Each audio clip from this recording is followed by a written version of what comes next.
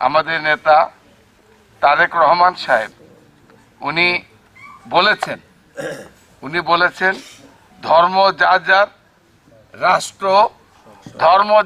রাষ্ট্র সবার। উনি বলেছেন বিএনপি যদি ক্ষমতা যায় আগামী দিনে 31 দফার মধ্যে উনি উল্লেখ করেছেন ধর্ম যার যার, রাষ্ট্র সবার।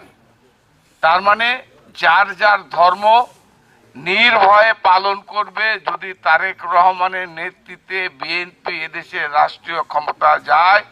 অর্থাৎ ইতিপূর্বে আপনারা যারা হিন্দু, মুসলমান, বৌদ্ধ, খ্রিস্টান, আপনারা এও জানেন আমাদের নেতা শহীদ প্রেসিডেন্ট জিয়াউর রহমান সাহেব যখন ক্ষমতা এসেছিলেন উনি এদেশের বাংলাদেশের মানুষকে বলেছেন আমরা বাংলাদেশি।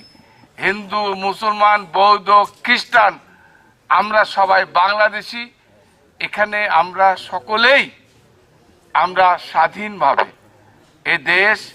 এই দেশের নাগরিক হিসাবে বুক উঁচু করে নিজেকে পরিচয় দেব। যে যে ধর্মের মানুষ বুক উঁচু করে কথা বলবেন।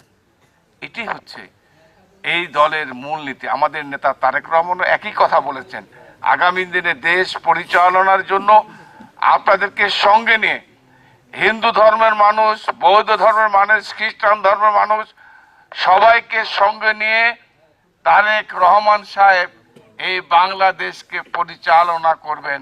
উনি তার রাজনীতির অঙ্গীকার, তার প্রতিশ্রুতিতে উনি বলেছেন।